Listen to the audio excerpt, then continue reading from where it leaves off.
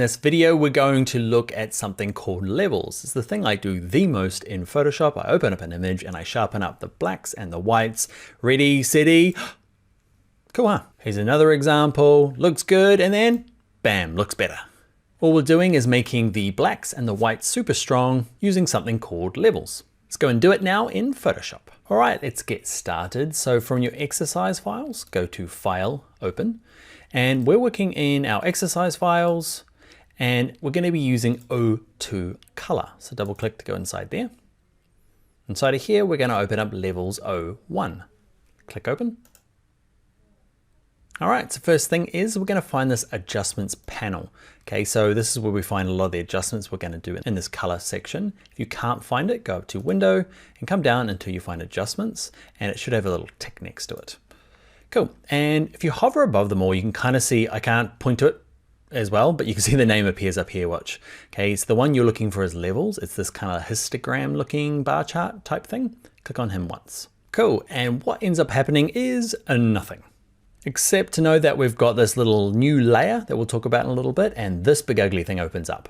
Okay, now this thing is simpler than it looks, okay, because let me show you the technique here. Basically, this is all the color information in our document. And you'll notice down the bottom here, there's a black little pointer, there's a kind of a gray one and a white one. Basically what it's showing is that there's no really white information and no really black information. There's a chunk of other stuff. There's quite a lot of light gray. You can kind of see in here, there's a lot of light gray.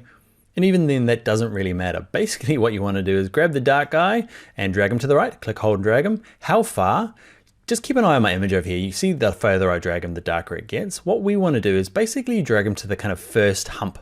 Okay, so halfway up the first little hump here, and you'll notice that if I turn my preview on and off, okay, so my levers layer here, turn the eyeball on and off, it just really sharpens up the shadows or the dark parts. Same with the other side. Grab the white, drag it to the left, and how far do you drag it? Basically just halfway up the first hump.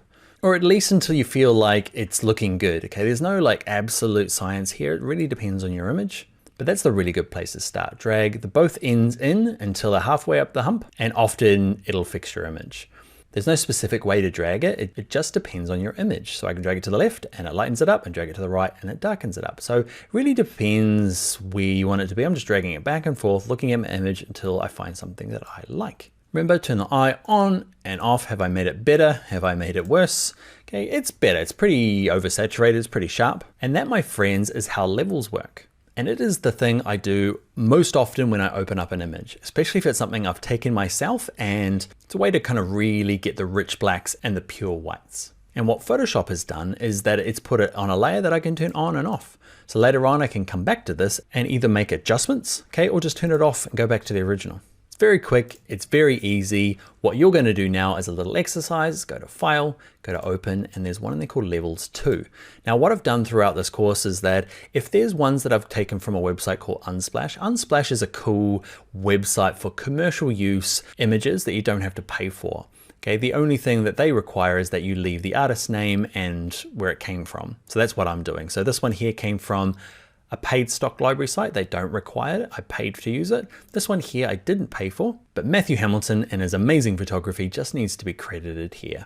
Anyway, so open up Levels 2, click Open, go through the same process here. Go to your adjustments panel, find levels, drag the hills in from both sides, the center slider, try left and right depending on what you're looking for, and that will give you some practice with the most common thing to do in Photoshop, in my opinion. And in my current opinion, it is time to get on to the next video.